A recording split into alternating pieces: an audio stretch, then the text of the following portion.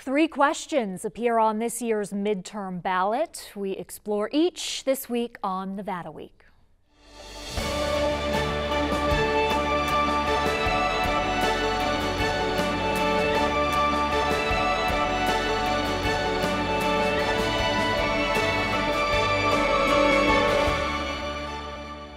Support for Nevada Week is provided by Senator William H. Hernstedt.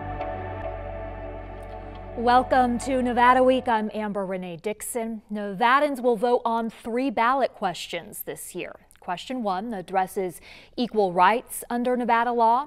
Question 2 would make Nevada's minimum wage part of the state's constitution. And question 3 would establish open primary elections and ranked choice general elections. Joining us to examine each of these questions, both the pros and the cons, are Jessica Hill, politics reporter for the Las Vegas Review-Journal, April Corbin-Gurnis, deputy editor at the Nevada Current, and Jacob Solis, reporter from the Nevada Independent. Thank you all for sharing your time today. Let's go in order and start first with question 1, which, if passed, would amend the Nevada Constitution to add new language specifically guaranteeing equality of rights under the law. Those rights shall not be denied or abridged based on race, color, creed, sex, sexual orientation, gender identity or expression, age, disability, ancestry, or national origin. So on one hand, I think, who is really going to oppose this? On the other hand, I think, well, there are already a lot of federal protections in place, some state protections. So why is this really necessary? What are proponents saying? April. Proponents are saying it's a good statement of equality, right? It's like it's Nevada as a state saying we value equality for all of these types of things, and it's hard to talk about the implications of the bill because really the intent of the bill is just to say we consider all of these people equal, and the basis of what all of our laws should be is that it should be equal based off of these things. It's pretty simple. It's pretty straightforward in terms of the opponent or the proponents of the bill. Well, and opponents would say, well, that's a nice intent, but there's more that could possibly happen as a result. What are some of the criticisms, Jessica? Some of the criticisms are, especially coming from conservatives, they are worried about religious freedom being in jeopardy. For instance, with that baker who declined service to a gay couple, they worry that this could prohibit religious freedoms. However, I do believe that this is only for state bodies and, state jurisdictions, not private businesses. Jacob, what are you hearing opposition-wise? Yeah, there is a lot of the sort of religious question, right? Because it says creed, not religion. So that was kind of a discussion point when it was happening in the first place. But, I think conservatives are just worried about the legal implications of language like this, right? What does it mean? And that's not really a question that's been answered because it's not a question that's been challenged so far. So it's what do we don't know about how it might impact the sort of legal structure of these equality questions. One thing to note about this, when you think about it as like conservatives opposing it, it had bipartisan support in the legislature when it passed. There were a few Republicans and actually one Democrat who opposed it, but for the most part, it was bipartisan support for the bill. So it's not this very controversial thing, and I think the people who are opposing it represent a pretty small segment of, at least of the legislature and of the wider body. Yeah. You have some of the opponents saying that this could lead to taxpayer-funded abortions, transgender athletes competing in female school sports, transgender bathrooms in public buildings. How accurate are those claims? Those are really extreme examples of what might happen, right? So this is, like I said earlier, it is a statement that we care about equality. And that's it. It's a statement that we care about. How courts interpret that statement and how they implement it will be a whole separate thing. So when we focus on, the examples that you did, they could possibly come up in a court case and they would use that, but that's not the intent of the bill, and it's not a sure thing that those things are going to happen. And if you look into the cases that they're talking about, like the abortion one, that's not the only thing, that's not the only legal argument that it helped that. And it's far more nuanced than sort of those opponents are sort of claiming. And Jessica, abortion specifically is already addressed within the state constitution. Yeah, there's currently protections in place addressing sex. This just adds, race, creed, and those other things that you mentioned. So I don't totally understand how those will apply with this new proposition. Because of the unknowns within this measure, what impact could it have on the legal system in Nevada, Jacob? Well, like April said, it really would require a court case to test it, right? Something would have to happen and someone would have to challenge it. So, at this point, there's nothing really to point to until that happens. Potential lawyers utilizing this and clogging up the court system, that is a criticism. Could you see that? I mean, people are allowed to file lawsuits, all sorts of lawsuits. We see a lot of really dumb lawsuits. So it certainly could be used, but I think that if voters are thinking about how they want to vote on question 1, that shouldn't be a deterrent, because that could happen anyway. Like, people are clogging up our legal system with dumb lawsuits already. So I don't think that this is going to add any sort of tremendous workload to our court system. Okay, and then before we move on to question 2, in an opinion piece by the Review Journal, it is written, quote, enactment of this vaguely worded amendment would send the state into uncharted legal territory.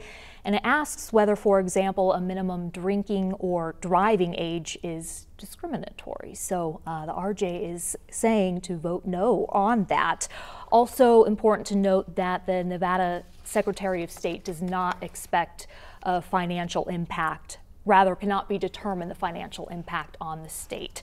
Let's move now to ballot question 2, which, if passed, would amend the Nevada Constitution to require the minimum wage be $12 per hour effective July 1st, 2024. It would also remove provisions that set different rates of pay depending on whether an employer offers health benefits, and it would remove provisions that adjust the minimum wage based on cost of living increases not exceeding 3%.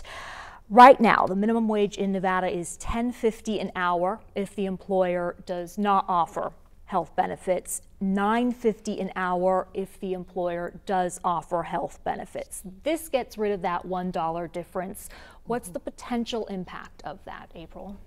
I think the proponents of question 2 are basically saying that this 2-tiered system is flawed, where you're having employers offer really bad health insurance plans to their employers, and then just so that they can pay that lower minimum wage rate. But then what happens to the employer, to the worker, is that they still can't afford that really bad healthcare plan. So it's still too expensive because the premium is too high, or they still know that healthcare copays are really high and deductibles are really high. So it's not going to be affordable to them anyway. So they're either declining it or they're not using it, but then they're still stuck at that lower minimum wage rate.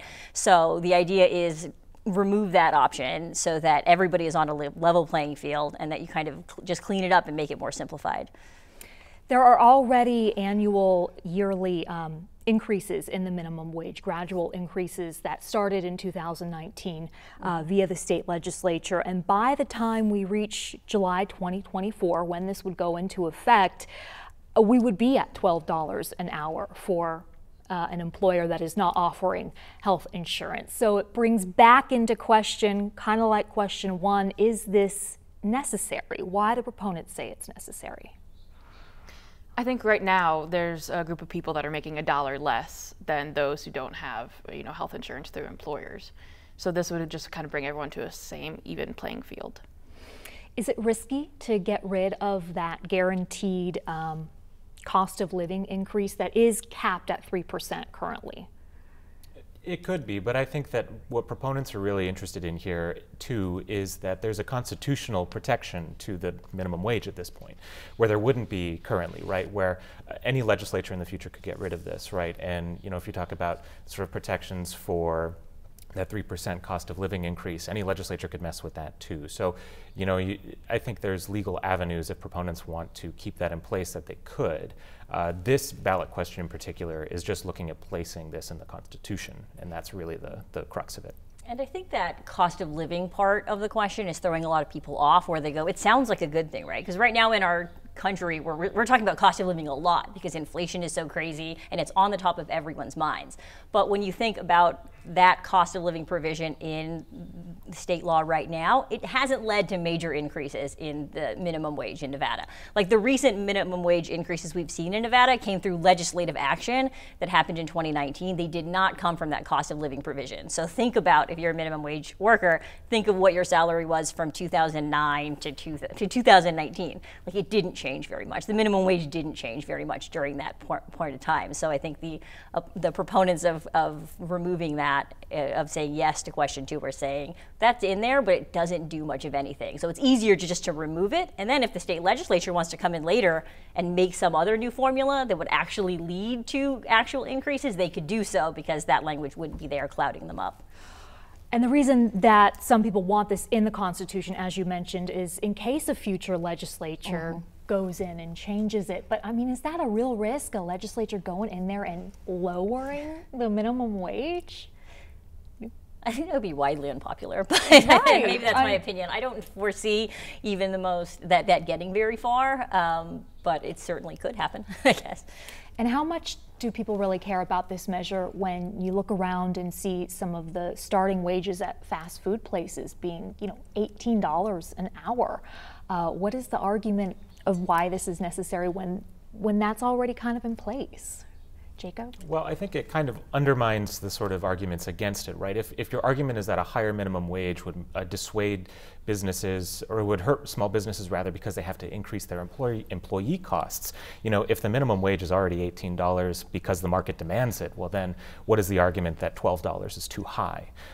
So it's an open question, I suppose. How does it affect this if the market will bear what the market will bear? But I'm not sure that we have a good answer necessarily. All right. And according to the Review Journal's opinion, quote, markets are far more efficient at setting wages than government edicts.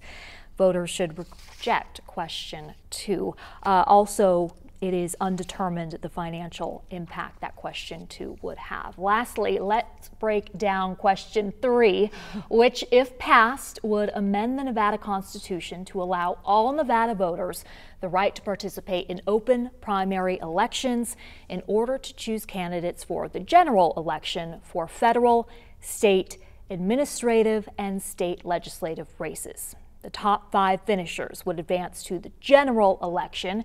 It would also establish ranked choice voting in general elections.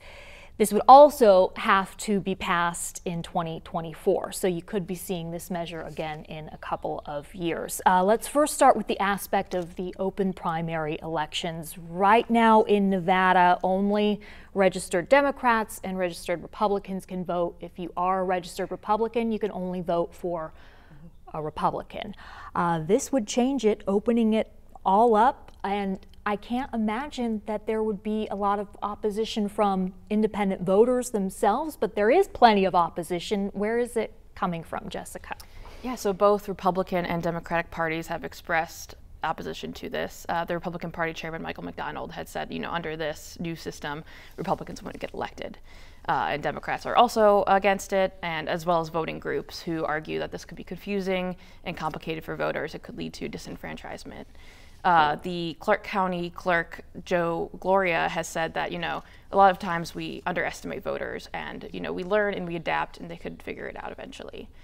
And then another proponent for this is, that it will really lead to nonpartisans, being able to vote in those primaries, and it will require campaigns to rethink how they run their campaigns. They'll have to appeal to the moderate voter from the very beginning, rather than, make a radical statement before the primary, and then when the candidate wins the primary, have to kind of roll back that radical statement. Here, they'll have to just appeal to the nonpartisans and the moderate and the majority the entire campaign season.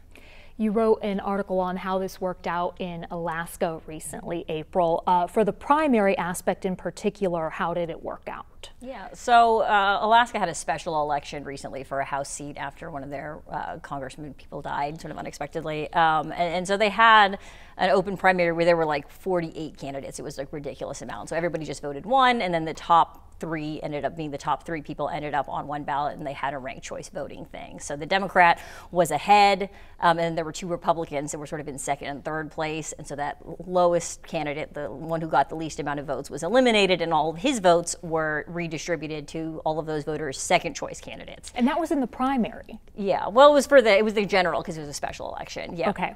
And so they did.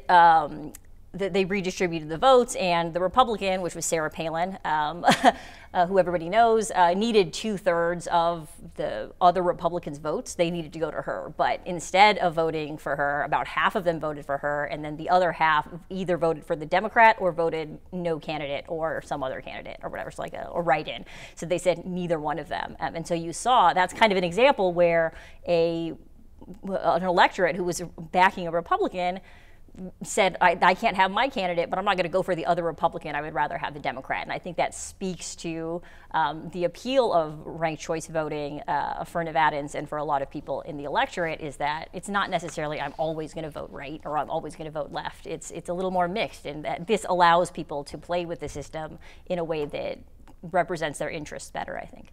Okay, I do want to go over that aspect of this measure, the ranked choice general elections, and how that would work. So voters would rank candidates in order of preference from first to last, but only if they wish to rank more than just their first preference.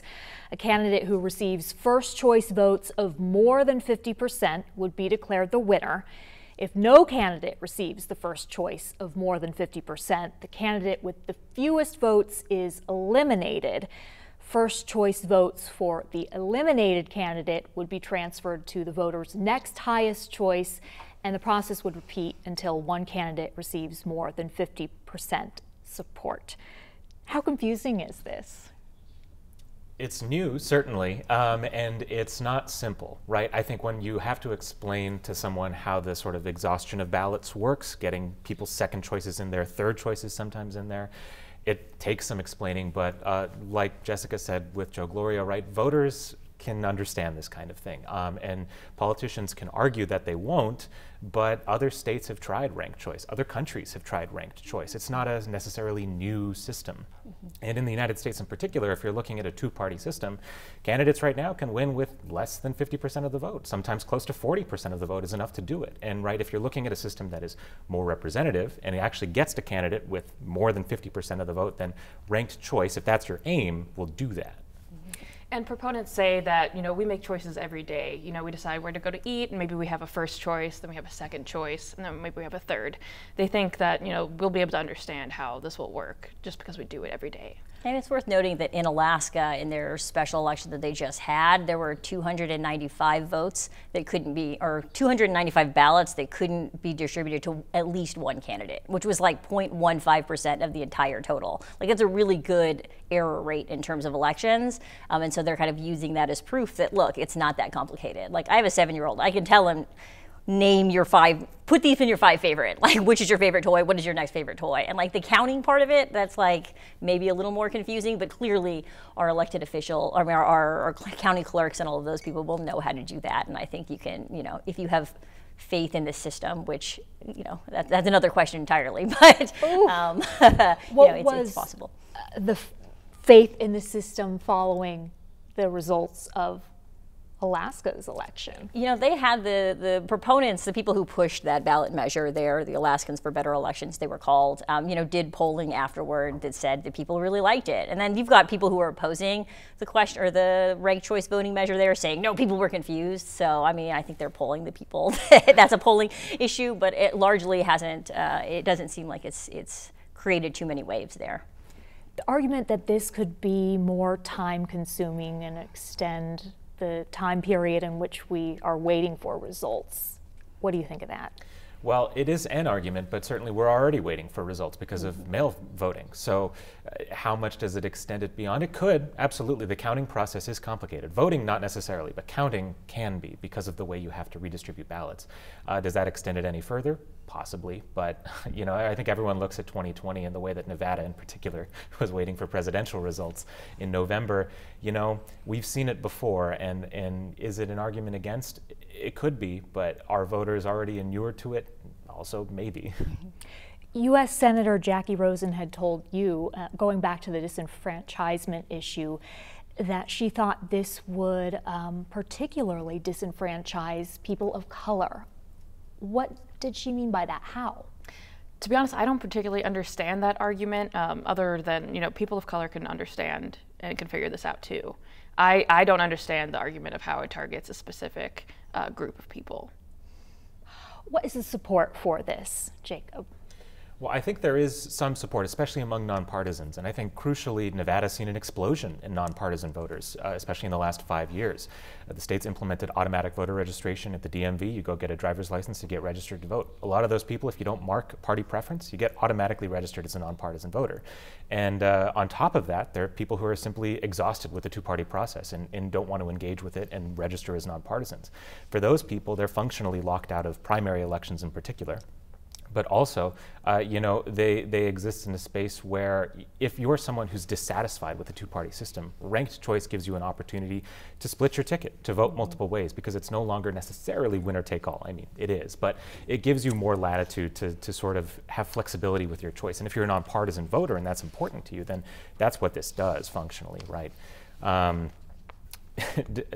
And simply, there are so many nonpartisans, right? 40% of Clark County almost is nonpartisan. You look at statewide, there's almost 500,000 nonpartisans. They're quickly approaching the number of Republicans in the state. So it's a huge segment of the population. Do all those people vote? No, not necessarily. But it's a sort of unactivated part of the electorate, we'll say, especially in the primary.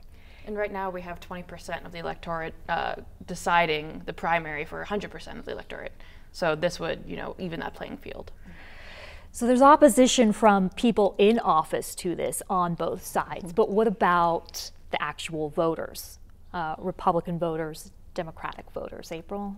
I know there's been polls that have sort of suggested that there's different levels of support by party, but I think the real test is going to be this November, right? I mean, the thing about all of these polling is that and all of these groups that are saying, I think there's been a lot of attention about how it's bipartisan opposition, right? Because you have prominent Democrats and prominent Republicans both saying this is terrible, right? But then I look at the people that I know who aren't really engaged in politics beyond voting, and that's kind of a selling point. They're like, oh, everybody hates this in the political system? Well, good, because I hate them, and I would rather have something different, right? I think that's a selling point. So it's really hard to gauge interest of this, because I think who it appeals to, or who it might appeal to, are the people who aren't already engaged in politics. So like us as political reporters and people as pollsters, they're the people who care about this are the ones that are hanging up on those things. So I think we're only going to be able to tell in November when we see what the election results are. How significant could the outcomes of elections be, the change in the outcomes if this were to pass? Well, I think that every politician is afraid of being the next Sarah Palin, right? Mm-hmm. She is now the poster child for ranked choice, getting rid of a politician who's frankly has high name recognition, and in a deeply Republican state, a Republican lost to a Democrat, right? So in Nevada, if you're a Democrat, right, where they've been dominant, frankly, since 2016, and may not be this cycle, but that's always the risk, that you had this base of support that evaporates because everyone's second choice is someone else, right? And you're terrified of that if you're a politician. So it's so difficult to say, though, whether or not that actually is the case, because if there's really, say, a hard Democratic electorate or a Republican electorate, their second choice might still be a Democrat or a Republican, right? Their second choice might be you, the candidate who wins. So it's no telling that someone's necessarily going to lose because ranked choice gets implemented. And Jessica, as you had mentioned, perhaps more moderate candidates would be elected as a result of this. You also wrote an article recently about how much money is being pumped into support for this measure. Where is that money coming from? How much? How significant? Yeah, so in the last fundraising quarter between July 1st and September 30th, the PAC behind this initiative received $17 million, which is even more than Senator Catherine Cortez Masto received. Most of this money is coming from out-of-state super PACs or political action committees. Those are all the committees that are backing this initiative across the country. And I talked with Professor Dan Lee at UNLV, who was talking about, this is how, if you want to see change in the election system, you have to go state by state. And so it makes sense that there's a lot of out-of-state, organizations funding this initiative. One of the proponents I talked to said, everyone is getting out-of-state funding. and this isn't an issue, basically. Who are these people that are putting this money forward? A lot of them are billionaires. I saw Catherine Murdoch, I forget the exact number, but I think it was like $5 million that she put into this. There's like the Final Five PAC, or Final Five funding, which is an initiative kind of similar to this, where there's a Final Five, 5 different candidates are listed in, you have 5 options going through the primary. So lots of different initiatives that have already expressed support and have, founded these ideas of open primaries and nonpartisan primaries. Anything that we didn't discuss from your takeaways from the Alaska election? It was exciting. I don't know, it was different, right? And I think that scares some people, and the people it scares the most are people who are in political office now and who are engaged in politics now, because people know how to campaign in this. They know how to fundraise. They know how to poll. We know how to count votes in this thing. It's like the establishment is scared of this. And the people who are sort of anti-establishment, who would like something different, are really excited about this. So I think that's what it comes down to, more than any of the who's funding this and which political parties. It's about whether or not you want to change the system fundamentally. And I think that's really what people should be focusing on, is, do you like this system, and should it be something that Nevada embraces? All right, so things are getting shaken up. But again, in 2024, Nevada voters would have to approve this again in order for it to amend the state constitution. Also, unlike questions 1 and 2, question 3 is expected to have a financial impact on the state. Thank you so much for joining us, our panelists, and thank you for joining us for this edition of Nevada Week. For any of the resources discussed, including a link to election information, go to vegaspbs.org/Nevada Week. And remember, Election Day is Tuesday, November 8th.